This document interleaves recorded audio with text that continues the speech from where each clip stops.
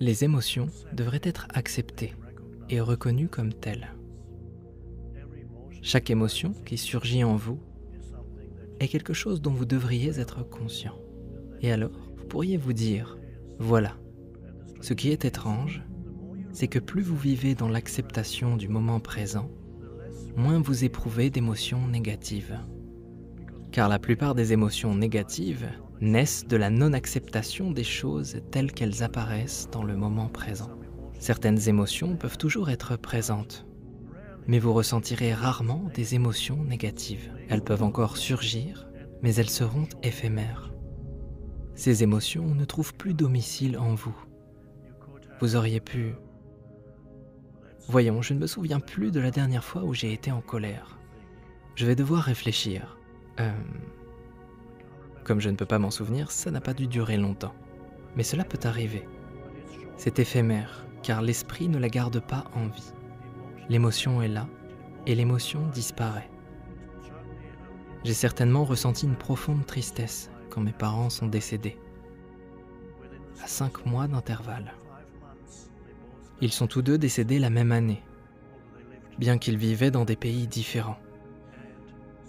J'ai assisté aux funérailles de ma mère en été. Puis soudain, mon père est décédé en automne. J'ai assisté aux funérailles de mon père et j'ai pu vivre cette tristesse. J'ai pleuré plusieurs fois. Je me suis assis auprès du corps de ma mère et celui de mon père. Il était clair qu'il y avait une émotion, une douleur. Il y avait une douleur émotionnelle. Mais il était aussi clair qu'il y avait une profonde paix derrière cette douleur. C'est ce que j'ai décrit hier, ou peut-être à d'autres moments, comme étant la dimension transcendantale, comme le sourire esquissé du Bouddha en arrière-plan. Et cela vient de l'acceptation. À travers l'acceptation, cela arrive plus rapidement et plus fortement.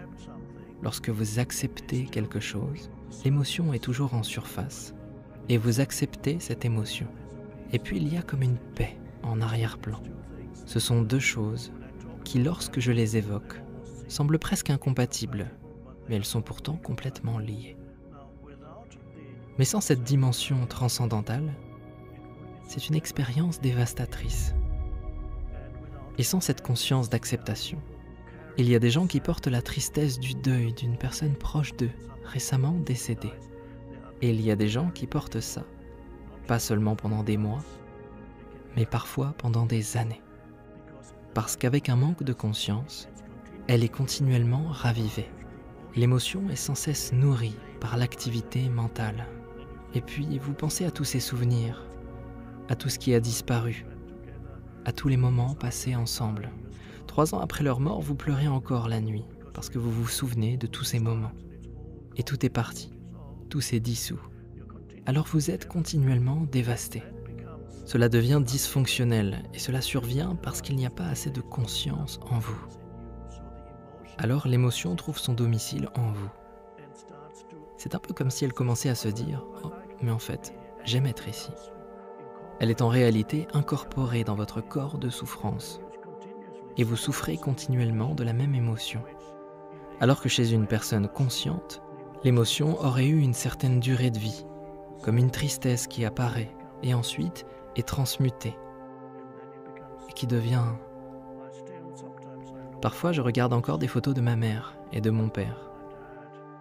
Ma mère, lorsqu'elle est décédée, en l'espace de quelques jours, j'ai dû me débarrasser de toutes ses affaires, car elle vivait en Europe et je ne pouvais rester qu'une poignée de jours sur place. Alors je n'ai pu sauver que certains objets pour les ramener avec moi. L'un est un tapis, et l'autre est une petite horloge qu'elle avait depuis 30 ans. Elle est électrique, mais il y a cet engrenage qui imite un mouvement rotatif.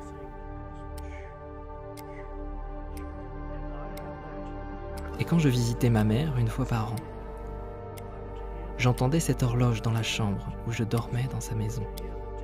J'entendais le tic-tac de cette horloge à Noël. Et maintenant, j'ai cette horloge à la maison. Elle fonctionne toujours. Et cette horloge, pour moi, elle est un souvenir de ma mère. Quand je la regarde, quand j'écoute son tic-tac, c'est le souvenir de ma mère. Mais c'est aussi un symbole de l'impermanence de toutes les formes de vie. Et un rappel que lorsque vous acceptez l'impermanence de toutes les formes de vie, cela devient plus profond en vous, parce que vous voyez à quel point tout est éphémère. Et soudain, vous devenez plus profondément conscient. Et cette petite horloge qui fait tic, tic, tic, symbolise pour moi le mouvement du temps. Mais entre chaque tic-tac, il y a ce silence, qui est la dimension intemporelle. Donc cette horloge est bien plus qu'une simple horloge pour moi. Mais quand je regarde cette horloge, je ne ressens plus d'émotions douloureuses. C'est parti. Et je ne ressens pas d'émotions douloureuses en regardant des photos de ma mère ou de mon père. Je ressens une profonde paix et une forte conscience de l'éphémérité de toutes les formes de vie. C'est une chose très belle, paisible et profonde.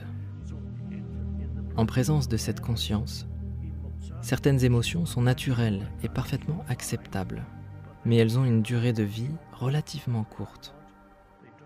Elles ne s'établissent pas durablement en vous. Comme lorsque quelqu'un vous met en colère, ou lorsque quelqu'un vous offense, ou lorsque quelqu'un vous fait quelque chose, vous prend quelque chose. Vous pouvez être traversé par une réaction de colère. Cette réaction de colère a une certaine durée de vie, et si vous en êtes conscient, vous réalisez immédiatement que vous êtes en colère. Elle est présente, vous êtes en colère. Vous pourriez même crier sous l'effet de cette colère. Mais lorsque vous en devenez conscient, ok, il y a de la colère. Vous devenez conscient de cette colère directement. Et cela ouvre un espace pour qu'elle ne puisse plus s'installer durablement en vous. Et elle peut alors être transmutée.